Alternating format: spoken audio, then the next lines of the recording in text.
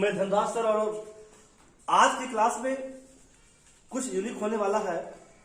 कुछ ऐसा यूनिक जो ग्रामर के जो मेन चैप्टर है नरेशन, उसका जो हमेशा हमेशा के लिए कॉन्सेप्ट जो है आपका क्लियर होने वाला है। कॉन्सेप्ट वो है क्या कि नरेशन में आप हमेशा एक ही जगह पे आके अटक जाते हो, उसका नाम है पर्सन चेंज।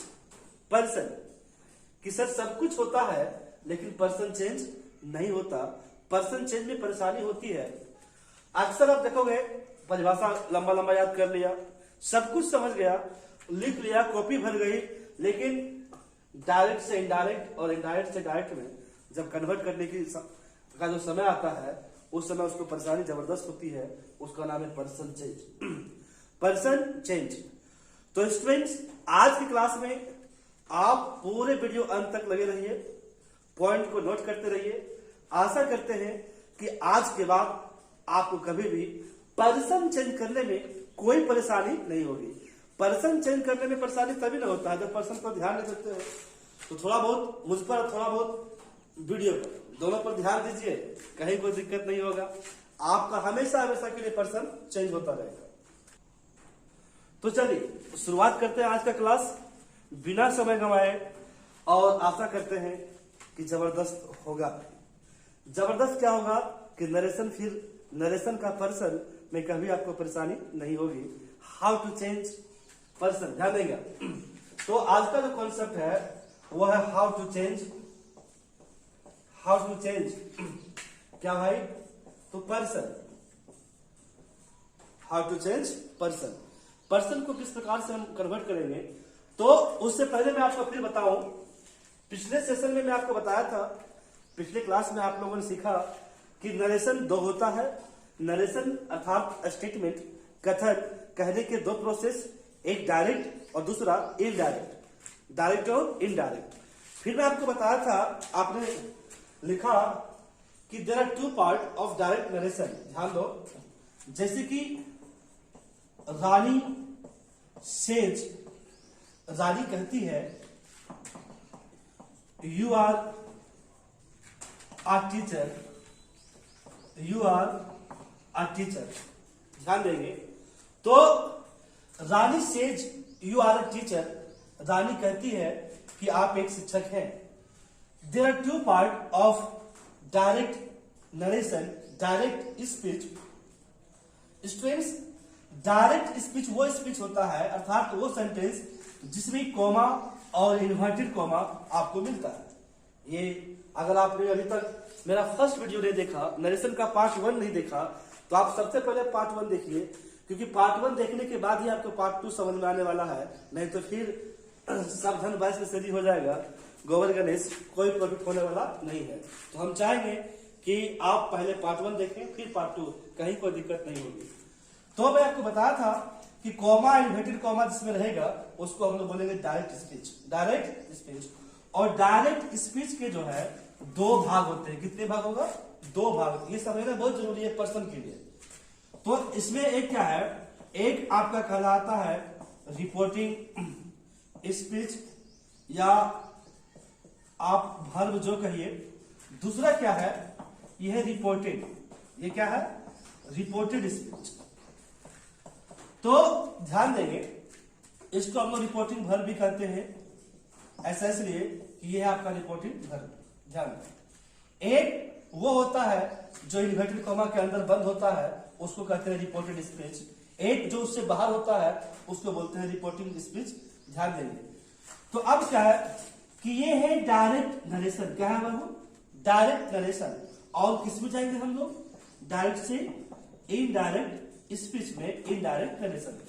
तो देखना क्या है कि किस प्रकार हम ध्यान दोगे, किस प्रकार हम रिपोर्टेड स्पीच, किसका? फिर से रिपोर्टेड स्पीच का पर्सन जो भी दिया हो, सब्जेक्ट के तौर पर या ऑब्जेक्ट के तौर पर, जो भी हो यहाँ पे, यहाँ आने वाले जितने भी होंगे क्या?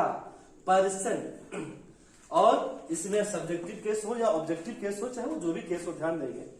तो इसको रिपोर्टेड स्पीच में दिए गए ये जो देख रहे हो पर्सन को ये जो देख रहे हो प्रोनाउन को हम रिपोर्टिंग वर्ब, यानी ये रिपोर्टिंग जो देख रहे हो रिपोर्टिंग जो स्पीच आपका, इसके अनुसार अर्थात इसके सब्जेक्ट के अनुसार, इसके क्या ऑब्जेक्ट के अनुसार हम कैसे कन्वर्ट करेंगे, कहा यहाँ पे।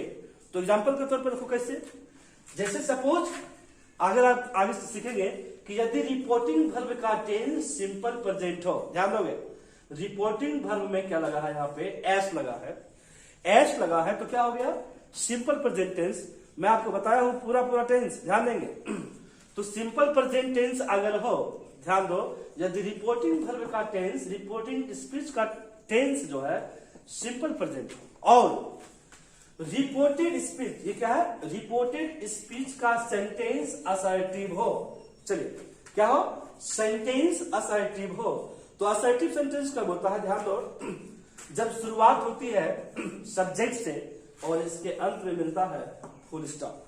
तो ये क्या हो गया असर्टिव सेंटेंस। क्या हो गया फिर से असर्टिव सेंटेंस। तो स्टूडेंट्स सेंटेंस का इंट्रोडक्शन, सेंटेंस को कैसे पहचानेंगे, ये भी जो है नेक्स्ट वीडियो में नहीं बल्कि पहले जो आपको मैं बता चुका हूं, जो मेरा ग्रामेटिकल पार्ट है उसको जो है देखते रहे आप। तो देखोगे मैं थोड़ा सा इसको कन्वर्ट कर देता हूं। इसमें क्या है कि रिपोर्टिंग जो आपका वर्ब है, इसके सब्जेक्ट में कोई परिवर्तन नहीं होगा। यदि आपसे नहीं बनता है तो परेशान मत होइए, क्योंकि बने आपसे, इसी के लिए आपको ये समझाया जा रहा है, आगे आपको बताया जाएगा। तो इसके सब्जेक्ट में कोई परिवर्तन नहीं होगा। अगर यहाँ पे ऑब्जेक्टिव केस होता तो यहाँ पे हम सेज को टेल्स लिखते, लेकिन अगर नहीं है तो हम यहाँ सेज को सेज ही लिखेंगे। चलिए, तो सब्जेक्ट में कोई परिवर्तन नहीं हुआ और ये वर्ब में कोई परिवर्तन नहीं हुआ, ध्यान देंगे। और इनडायरेक्ट स्पीच का एक ही फॉर्मूला होता है कि reporting verb plus reported speech, ध्यान देंगे आप, या इसको रिपोर्टेड स्पीच जो कही है, तो रिपोर्टिंग वर्ब से आपको हमेशा रहेगा reporting verb plus reported speech is equal to indirect narration. और बीच में देख लो ना बेटा, ये जो प्लस दोनों को जोड़ने का जो सिस्टम है, बस दोनों को किस तरीके से जोड़ेंगे, कौन सा कंजक्शन वर्ड का प्रयोग करेंगे, बस यही तो सीखना नरेशन है। और कैसे पर्सन चेंज करेंगे तो देखते रहिए आप कैसे। तो सेज, अब चलिए, यदि सेंटेंस असर्टिव हो तो कॉमा इन्वर्टेड कॉमा के स्थान पर, मतलब कि ये प्लस जो देख रहे हो आप, इसके स्थान पर हम दैट का प्रयोग करेंगे। किसे करेंगे, दैट का। किसका करेंगे, दैट का। उसके बाद अब आप देखिए, ये जो हमेशा आपको हमेशा जो है ये सेकेंड पर्सन टेंशन देते आया है, ये सेकेंड पर्सन जो हमेशा आपको टेंशन दिया है, तो इसको किस तरीके से कन्वर्ट करेंगे। अगर यहाँ पर थर्ड पर्सन हो, चलिए कौन पर्सन हो, थर्ड पर्सन। अगर यहाँ पे जो थर्ड पर्सन हो तो आप फर्स्ट पर्सन या थर्ड पर्सन का अगर ये सी है तो आप यहाँ ही का प्रयोग करेंगे। चलिए, तो आपकी मर्जी है, आप यहाँ पर ऐसे लिख सकते हैं, दैट के बाद सेकेंड पर्सन किससे बनता है, ऑब्जेक्ट से। बताने वाला हूं आपको कैसे बदलेगा, ऑब्जेक्ट से। और ऐसे ऑब्जेक्ट है क्या, नहीं। सबसे पहले मैं यही एग्जांपल क्यों दिया हूं, ताकि ऐसा क्वेश्चन अक्सर आप जो है गलती करते हैं। और मैं बता दूं, कोई क्लास नहीं, ये सभी के लिए है। ग्रामर जो होता है एट ऑल सबके लिए होता है, निश्चिंत रहिए आप। चाहे वो कॉम्पिटिटिव स्टूडेंट है, बोर्ड किसी भी बोर्ड का स्टूडेंट है, तो आप समझो अक्सर ये क्वेश्चन प्रॉब्लम होता है। क्या होता है, ये गाड़ी है थर्ड पर्सन, इसके लिए सी आएगा। क्या आएगा, सी। तो सी मान लीजिए कि पहले से दिया है सेंटेंस में। अब क्या है, यहां हम प्रयोग कर सकते हैं फर्स्ट पर्सन आई का, या फिर थर्ड पर्सन जो है किसका, ही का। तो आपकी मर्जी है, आप यहाँ आई भी लिख सकते हैं या ही भी लिख सकते हैं। उसके बाद देखो, यदि आपने यहाँ पे आई लिखा, क्या लिखा, आई, तो टेंस में कोई परिवर्तन नहीं होता है। आगे सीखोगे कि टेंस में कोई परिवर्तन नहीं, यू के साथ आर लगा। तो अगर आई लिख रहे हैं आप तो एम लगेगा, क्या लगेगा, एम। अगर ही लिख रहे हैं आप तो क्या लगेगा, इज लगेगा जी, प्रेजेंट में आई के साथ एम, ही के साथ इज। उसके बाद ध्यान देंगे आप, ये क्या है, ए टीचर फुल स्टॉप। ये हुआ हमारा इनडायरेक्ट स्पीच। तो पर्सन चेंज कैसे किए, यही तो परेशानी है। पर्सन चेंज है क्या, कैसे बदलते हैं, कब कब बदलते हैं, तो आगे ध्यान दो। नाउ लुक अगेन, ध्यान देंगे। हम लोग पढ़ रहे हैं नरेशन। क्या पढ़ रहे हैं, नरेशन। है ना जी। क्या है हमारा सिलेबस? नरेशन।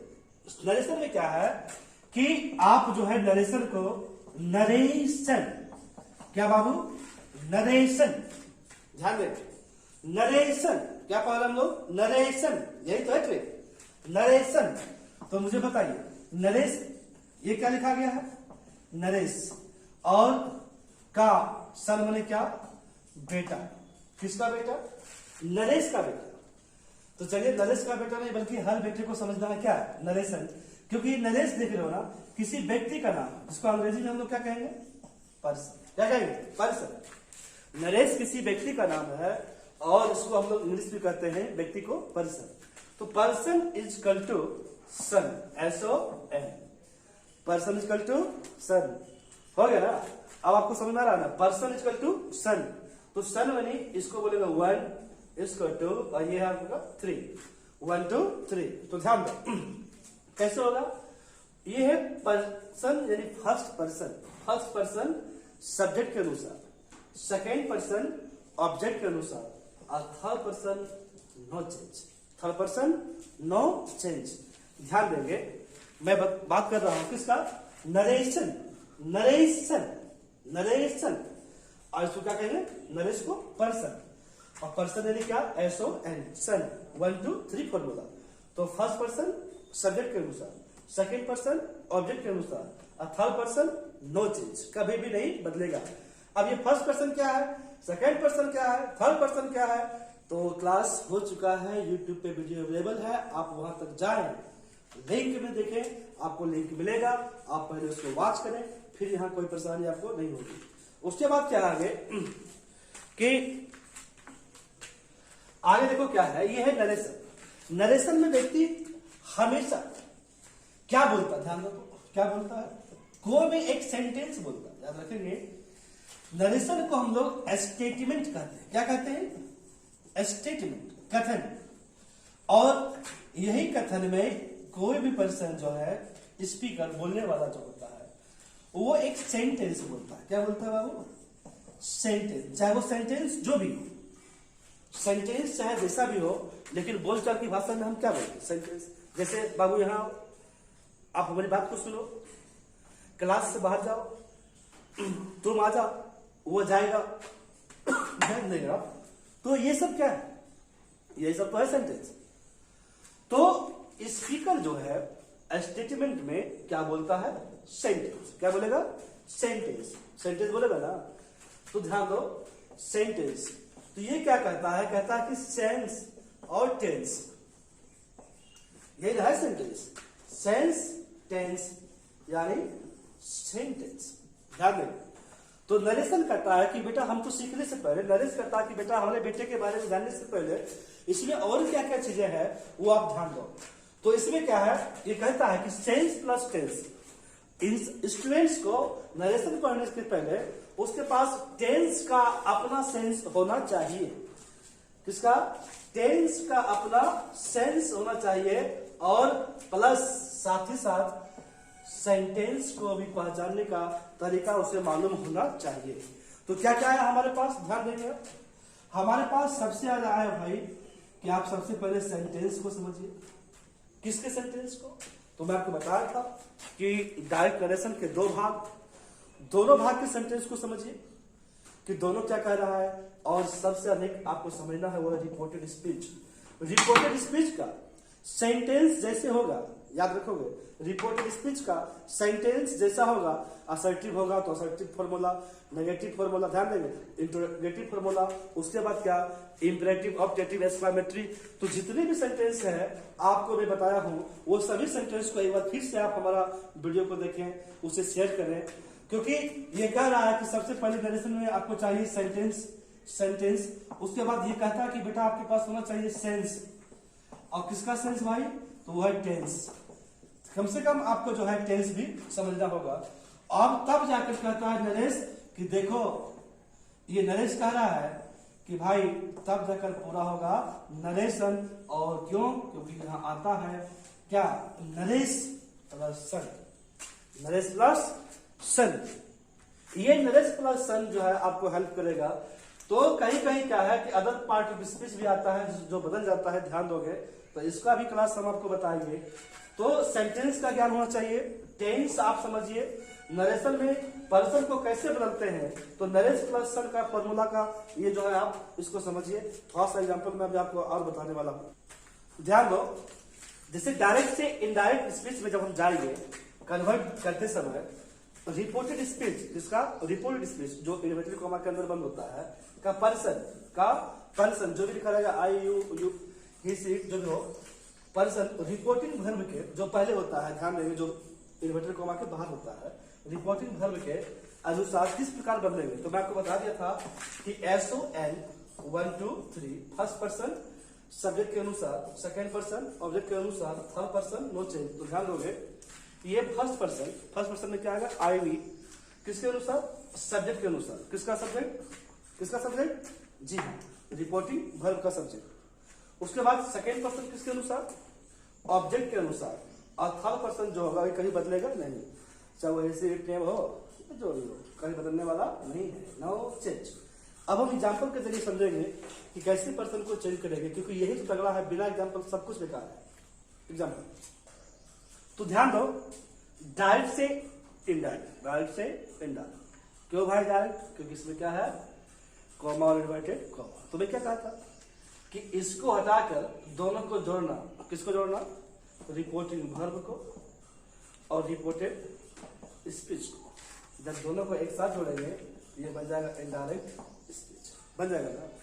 तो उससे पहले क्या है कि पर्सन चेंज कैसे करेंगे, तो पहला परेशानी आप समझिए क्या, कि रिपोर्टिंग वर्ब में जो लिखा है वहां पर्सन तो नहीं बदलता है, तो उसको लिख दो आप। क्या लिखो कि यहां लिख लो राधा, यहाँ कोई बाधा नहीं है। उसके बाद सेज टू, ये टेल्स बन जाता है, ये मैं आपको अगले क्लास में बताऊंगा। सेज टू क्या बनेगा, टेल्स। और इसके ऑब्जेक्ट में भी कोई परेशानी नहीं है, राधा टेल्स मी। चलिए आप यहां आपको समझना होगा कि पर्सन कितने व्यक्ति, चलिए एक राधा है बाबू, दूसरा मी है बाबू, और फिर से आई है बाबू, और यो, इतने है। देख लो, राधा मुझसे, किससे, मुझसे कहती है, राधा कहने वाला हो गया स्पीकर, मैं जो है सुनने वाला हो गया हूं लिस्नर। ध्यान दो, राधा मुझसे कहती है, क्या कहती है कि आई एम योर सिस्टर, मैं जो हूं, राधा कह रही है, तो मैं जो हूं वह योर में किसका, मैं सुन रहा हूं तो फिर मेरा ही, आई एम योर सिस्टर, मैं आपकी बहन हूं। ध्यान दो, तो राधा कह रही है, राधा यहां पर कहती है, राधा कहती है मैं। तो मुझे बताओ ये जो मैं का प्रयोग है, ये मैं शब्द किसके लिए है, राधा के लिए या मेरे लिए? मैं तो कुछ कहा ही नहीं, तो मेरे लिए हो ही नहीं सकता है। राधा कहती है मुझसे, मैं, तो मैं उन्हें कौन, राधा। इसीलिए बाबू आई किसके अनुसार, राधा के अनुसार। आई कौन पर्सन, फर्स्ट पर्सन, कौन पर्सन, फर्स्ट पर्सन, और किसके अनुसार, राधा के अनुसार। अब चलिए फिर वो कहती है किससे, मी, मुझसे क्या, योर, तो योर कौन पर्सन, सेकेंड पर्सन। तो योर में किस, मेरा जो योर का संबंध है वो किससे है बताइए, तो योर का संबंध मुझसे। वो कहती है मुझसे कि मैं आपकी बहन हूं, मैं आपकी बहन हूं। तो बस जिसका संबंध जिससे है उसको चेंज कर दीजिए, कहीं कोई दिक्कत नहीं आता। तो देखो कैसे, यहां तक ठीक है। उसके बाद ये सेंटेंस असर्टिव है, सेंटेंस तो बहुत जरूरी है, जितना सेंटेंस उतना नरेशन का रूल होगा। आप ऑफलाइन ऑनलाइन सब जगह पढ़ोगे, आप कहीं कोई परेशान नहीं है। तो ध्यान समझिए, ये है असर्टिव, यहाँ पे दैट होगा, दैट के बाद पर्सन चेंज, तो आई का संबंध किससे है, राधा से। तो एक बार आप एक सेंटेंस में राधा बोल चुके हो, राधा लिख चुके हो, तो दूसरा क्या यहाँ आई के बदले राधा लिखेंगे आप, क्योंकि पर्सन तो बदलना पड़ेगा आपको, नहीं लिखेंगे नहीं, तो लड़की का नाम तो क्या होगा, सी। अब बोलिए यहाँ पर क्या बोला था, डायरेक्ट में क्या बोला था, आई, इनडायरेक्ट में क्या बोल रहा है, सी, घुमा के, थोड़ा सा इनडायरेक्ट वे में घुमा के, तो सी। अब इसके टेंस में कोई परिवर्तन नहीं होगा, आई के साथ एम, तो सी के साथ एज। अब चलिए योर, तो योर कहां जाएगा? Second person. Second person object के अनुसार, तो ऑब्जेक्ट में क्या है? देखो यहां है मी, यहां यू नहीं है, ये क्या है? योर। तो जिस रूप में ये है उसी रूप में मी को लाएंगे। तो यहां जब ऐसे देखोगे तो ये बन जाएगा माई। क्या बन जाएगा? माई। आप केस टेबल देखेंगे, पूरा केस टेबल आपको हेल्प करेगा कि पर्सन कैसे बदलता है, किस रूप में बदलता है। ये है योर, योर, और यह है मी, तो मी का माई, क्योंकि यू का अपना योर, तो आई, और आई का ऑब्जेक्टिव केस मी, और मी का मीन्स मी का अपना माई। तो अब यहां हम क्या लिखेंगे? My sister. मैंने समझिए कि राधा कहती है मुझसे कि वह मेरी बहन है। किसकी बहन है? मेरी बहन है। काम उतनी हो रहा है, बस ये डायरेक्ट हो जाए इनडायरेक्ट। तो आशा करते हैं कि आपको पर्सन कैसे चेंज करते हैं बिल्कुल समझ में आ गया होगा। नेक्स्ट के लिए धन्यवाद।